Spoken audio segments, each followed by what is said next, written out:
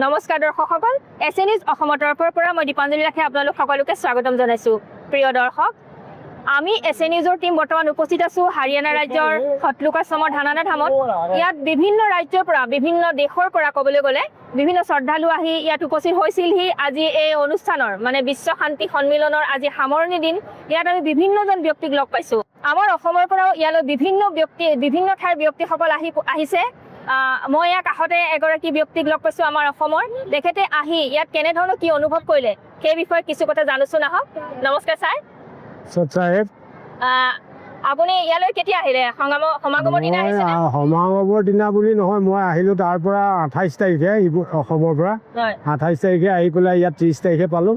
পায়ে এনেকুৱা এটা অনুভৱ হ'ল, ইয়াৰ আগত যিটো অনুষ্ঠান আছিলে সেই অনুষ্ঠানত বহুত বেছি এটা বেলেগ এটা অনুভৱ হৈছে, যিটো অনুভৱ আপোনাৰ আমি প্ৰকাশ কৰিব নোৱাৰোঁ। জনসমাগম বহুত বাঢ়ি গৈছে এইবাৰ। জনসমাগম বহুত বঢ়া বুলি গোটেই জনসমুদ্ৰখনে আহি কৰি ইয়াত উপস্থিত হৈছে যেন আমাৰ অনুভৱ হৈছে। কাৰণ ইয়াৰ আগত যিবিলাক সমাগম হয়, ইয়াৰ তৃতীয়াংশহে সমাগমত উপস্থিত আছিল।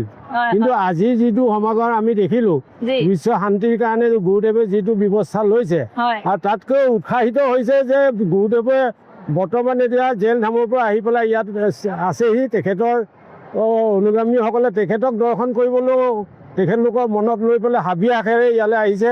আৰু আজি যি বিশ্ব শান্তিৰ কাৰণে গুৰুদেৱে যিটো পদক্ষেপ লৈছে, তাক সকলোৱে ভাৰতবৰ্ষৰ সকলো স্থানৰ ভকতসকলে স্বাগতম জনাইছে। সেয়েহে তেখেতলোকৰ ইয়াত উপস্থিত হৈ তেখেতলোকৰ আন্তৰিকতাৰে গুৰুদেৱৰ প্ৰতি শ্ৰদ্ধা নিবেদন কৰিছে। আপুনি নিজে আহি ইয়াত ধানানা ধামত যিখিনি অনুভৱ কৰিলে, আপুনি আমাৰ অসমবাসী ৰাইজক কিবা জনাব নেকি এই বিষয়ে?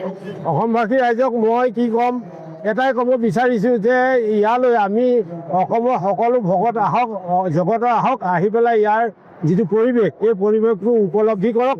আৰু আমি ভাবিছোঁ অসমতো এনেকুৱা বহুত অনুষ্ঠান হয় যদিও ইয়াত যিটো পৰিৱেশ, ইয়াৰ যিটো পৰিস্থিতি, এইখিনি অকণমান অধ্যয়ন কৰি অসমৰ ৰাইজে বহুত উপকৃত হ'ব বুলি মই অনুভৱ কৰোঁ। আৰু সকলো ৰাইজক ইয়াৰ লগত জড়িত হ'বৰ কাৰণে মই অনুৰোধ জনাইছোঁ। ইয়াত যিহেতু ইমান জনসমাগম হৈছে, ইয়াত কিছু ক্ষেত্ৰত কিবা বিশৃংখলতাৰ সৃষ্টি হৈছে নেকি বা কিবা অসুবিধাৰ সন্মুখীন হৈছিলে নেকি আপোনালোকে? আমি আপোনাক কি ক'ম যে ইয়াত এতিয়া কমেও 10 লাখ ভকত ডেইলি ইয়াত সমাগম হৈছে। ইয়াত কিন্তু এজনো পুলিচ বিষয়া বা পুলিচৰ মানুহক ইয়াত দেখা পোৱা নগ'ল। সকলোবিলাক আমাৰ ভকতসকলৰ মাজতে ব্যৱস্থা কৰা হৈছে। আৰু ইয়াত বিশেষভাৱে এটা কথা আপোনালোকক ক'ব বিচাৰিছোঁ যে ৰক্তদান যি সেৱাটো চবতছে ডাঙৰ সেৱা বুলি কয়। ইয়াত কমেও 2000জনৰ ওপৰত ৰক্তদান দিয়া হৈছে। ইয়াত চকু চিকিৎসা হৈছে, মানে এইটো চব মানে ফ্ৰী, বিনামূলীয়াকৈ হৈছে। চকু চিকিৎসা হৈছে, দন্ত চিকিৎসা হৈছে, তাৰপিছত অন্য কিডনী চিকিৎসাও ইয়াত হৈছে। আৰু চুগাৰৰ পৰা আদি কৰি সকলোবিলাক ইয়াত ব্যৱস্থা কৰা হৈছে। ইয়াত দেখা গৈছে সকলোবিলাকে সকলো সুবিধা পাইছে বুলি আমি অনুভৱ কৰিছোঁ। ইয়াত কোনো ধৰণৰ ত্ৰুটি হোৱা নাই বুলি অনুভৱ হৈছে। ভাল লাগিল আপোনাক লগ পাই, বহুত বহুত ধন্যবাদ। আমাৰ অসমৰ এই শ্ৰদ্ধালু ব্যক্তিজনৰ কথা আপোনালোকে শুনিলে, আৰু আমিও এইটো কথা অনুভৱ কৰিছোঁ। ইয়াত ইমান বেছি সমাগম হৈছে, এক জনসমুদ্ৰত পৰিণত হৈ পৰিছে হাৰিয়ানাৰ ধানানা ধাম। কিন্তু আমি দেখিছোঁ যে ইয়াত কোনো ধৰণৰ পুলিচ প্ৰশাসনৰ ব্যৱস্থা নাই। সকলো ভকতে ইয়াত চিকিউৰিটিৰ দৰে কাম কৰিছে। সকলোকে হাতযোৰ কৰি নি বহাইছে, সকলোকে খাবলৈ দিছে। সঁচাই সুন্দৰ ব্যৱস্থা।